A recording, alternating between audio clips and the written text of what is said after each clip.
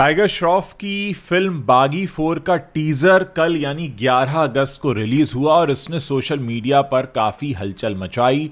कैसा है ये टीजर? क्या ये एनिमल की नकल लग रहा है? नाडियाडवाला ग्रैंडसन एंटरटेनमेंट इस बार क्या लेकर आए हैं और टाइगर श्रॉफ रॉनी के किरदार में क्या करने वाले हैं, ये इस वीडियो में हम बात करेंगे। कई सारे दर्शकों को ये लगा कि रणबीर कपूर की जो ब्लॉकबस्टर फिल्म आई थी एनिमल 2023 में संदीप रेड्डी वांगा की, ये फिल्म उसकी सस्ती कॉपी हो सकती है। कुछ ने इसे मलयालम फिल्म मार्को से भी इंस्पायर्ड बताया। इस रिव्यू में हम बात करेंगे कि किस तरह से ये रिव्यू देखा जा रहा है इस समय सोशल मीडिया पर। देखिए, बागी 4 का ये जो टीज़र है, इसकी ड्यूरेशन है 1 minute 49 second, 1 minute and 49 seconds. शुरू से अंत तक एक्शन है, हिंसा है, खून खराबा है। टीज़र की शुरुआत संजय दत्त के किरदार से होती है, जो एक खूंखार विलन के रूप में नजर आते हैं। उनके लंबे बाल हैं, दाढ़ी है और ख़तरनाक लुक है। तुरंत ही एनिमल में रणबीर कपूर या बॉबी देओल के किरदारों की ये याद दिला देते हैं।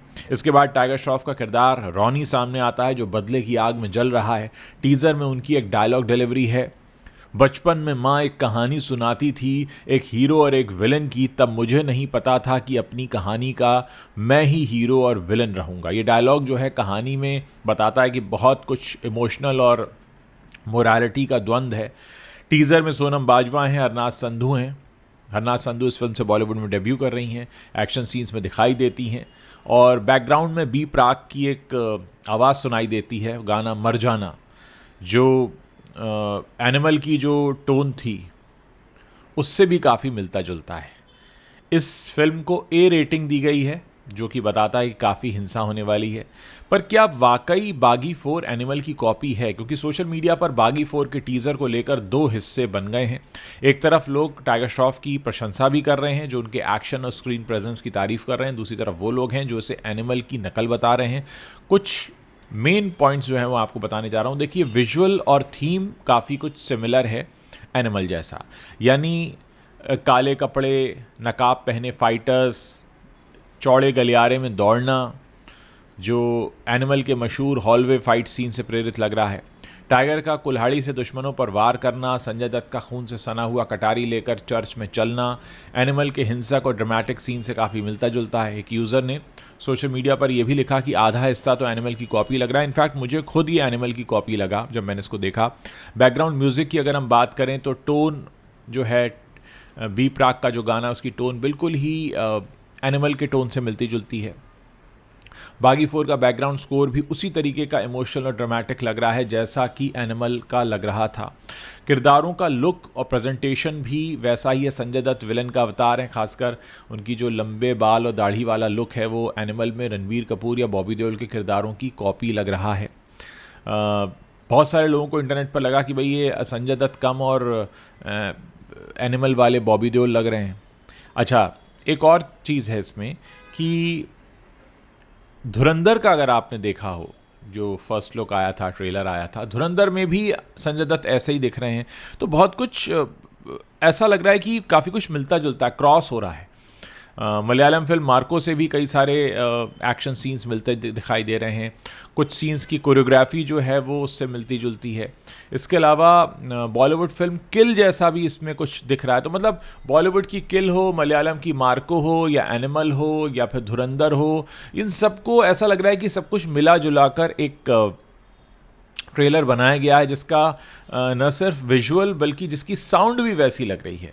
तो अगर विजुअल और साउंड दोनों इतनी सारी फिल्मों से मैच कर रहे हैं तो पहली बात यह कि इसमें कोई नयापन नहीं दिख रहा है। हाँ, नयापन अगर आप कहें तो इसमें जो हीरोइंस हैं वो भी फाइट करती दिखाई दे रही हैं। अब आप उसको अगर नयापन कहना चाहते हैं तो कह सकते हैं। टाइगर श्रॉफ की एक मजबूरी है कि वो सिर्फ एक्शन फिल्में ही कर सकते हैं, क्योंकि उनको एक्टिंग नहीं आती, उनको डायलॉग्स बोलना नहीं आता है। और ये बात अब उनके 11 साल के करियर के बाद बिल्कुल साफ हो चुकी है कि टाइगर श्रॉफ की अगर आपको फिल्म देखनी है तो आप एक्टिंग तो भूल जाइए, उनको एक्टिंग का ए भी नहीं आता, ना डायलॉग डिलीवरी आती। इनफैक्ट लोग उनकी डायलॉग डिलीवरी का मजाक उड़ाते हैं। इस बार बागी 4 में सोनम बाजवा और हरनाथ संधू भी दिख रहे हैं। दोनों को बड़े धारदार हथियारों के साथ मारधाड़ करते दिखाया है, जो बागी फ्रेंचाइजी में ऐसा पहले नहीं देखा गया।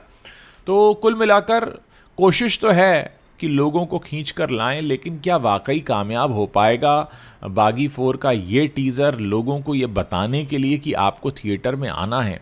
मैं दोस्तों आपसे भी पूछना चाहता हूँ कि इस टीज़र को देखकर आपको क्या लगा? मतलब आपके मन में ये आया कि हाँ मुझे ये फिल्म देखनी है, या आपको लगा यार ये तो एनिमल की कॉपी लग रही है, इसमें तो धुरंधर वाला ही सीन है, इसमें तो मार्को वाला ही सीन है, इसमें तो किल वाला ही सीन है?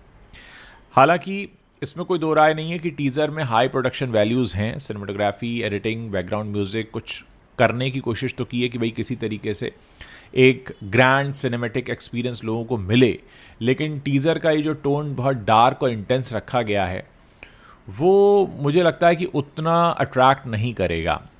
लेकिन मैं आप लोगों से ही पूछना चाहता हूँ कि मुझे इसमें ओरिजिनलिटी की कमी लग रही है। ये ओरिजिनलिटी का ना होना दर्शकों को निराश कर सकता है, क्योंकि हम पैसा देकर बार बार एक ही तरह की फिल्म देखने नहीं जा सकते।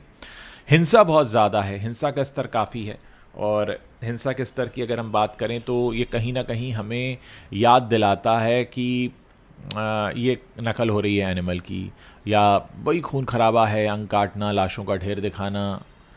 हालांकि पहले भी बागी में ये चीज़ होती रही है, लेकिन इस बार ये बिल्कुल एनिमल की कॉपी लग रहा है। तो क्या कहानी नहीं बची है, या इधर लगातार टाइगर श्रॉफ का करियर भी बहुत डामाडोल रहा है, खासकर बड़े मियाँ छोटे मियाँ के बाद। गणपत फ्लॉप हुई थी पिछले बार, तो कुल मिलाकर टाइगर श्रॉफ भी बहुत हाथ पांव मार रहे हैं। अब क्या करें, एक्टिंग उन्हें आती नहीं, डायलॉग डिलीवरी उन्हें आती नहीं, तो जो उन्हें आता है वही कर रहे हैं। थोड़ा बहुत बॉडी बना ली है तो डांस और एक्शन और यही सब कर सकते हैं वो।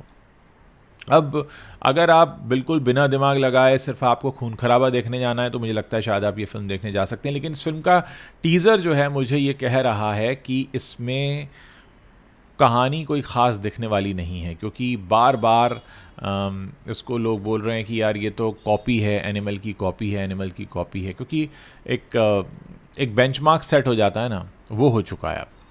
और बहुत सारे लोगों को मैंने देखा कि सोशल मीडिया पर लिख रहे थे कि लोग बार बार कंपैरिजन जो आ रहे हैं ना, वो लोगों को बहुत परेशान कर रहा है, खासकर जिन लोगों को बड़ी उम्मीद थी। जो कुछ फैंस तो हैं टाइगर श्रॉफ के, हार्डकोर फैंस, जो उनकी उछल कूद देखना चाहते हैं, उनकी जिम्नास्टिक देखना चाहते हैं। तो उनकी जिम्नास्टिक देखने के लिए हो सकता है कुछ लोग थिएटर का रुख करें, लेकिन बागी 4 में कुछ ऐसा नहीं दिख रहा जो आपको अट्रैक्ट करे। क्योंकि मुझे याद आ रहा है, अगर हम टाइगर श्रॉफ की बात करते हैं तो मुझे गणपत याद आ रही है, हीरोपंती 2 याद आ रही है, बड़े मियाँ छोटे मियाँ याद आ रही है, जो लगातार फ्लॉप रही हैं और बहुत स्ट्रगल कर रहे हैं टाइगर श्रॉफ इस समय अपने करियर को बचाने के लिए। आप याद कीजिए कि बागी 2 में दिखाई दिए थे ये, बागी 3 में भी ठीक ठाक परफॉर्मेंस था, लेकिन पिछले अगर 3-1 साल से हम देखें, करीब 3 साल से टाइगर श्रॉफ का करियर बहुत तेज़ी से नीचे जा रहा है, और उनको बहुत सख्त ज़रूरत है एक अदद हिट की। और मुझे लगता है कि इसलिए उन्होंने साम दाम दंड भेद, चलो भाई कुछ भी करके किसी की भी नकल कर लेते हैं, कुछ भी कर लेते हैं, बस किसी तरह मुझको एक हिट फिल्म चाहिए। टीज़र का जो हाईलाइट है वो यही है कि टाइगर का एक्शन अवतार है, संजय दत्त का खलनायक अवतार है, सोनम बाजवा, हरनाथ संधू भी एक्शन कर रही हैं, यानी सबके सब मिलकर एक्शन कर रहे हैं। और जब इतने सारे लोग एक्शन करते हैं तो मतलब कहानी में शायद ओरिजिनलिटी नहीं है, कहानी है ही नहीं। बहरहाल 5 सितंबर को रिलीज़ हो रही है, देखते हैं दर्शकों की उम्मीदों पर कितना खरा उतरती है, या फिर ये एनिमल की छाया में दबकर रह जाती है। ये जवाब तो आने वाले समय में मिलेगा जब पिक्चर रिलीज़ होगी। लेकिन अगर आपने देख लिया है ये टीज़र और आप कुछ कहना चाहते हैं तो खुद को रोकिए मत, इस वीडियो के नीचे कमेंट सेक्शन है, वहाँ लिखकर बताइए, मैं आपके कमेंट्स पढ़ने का इंतज़ार कर रहा हूँ।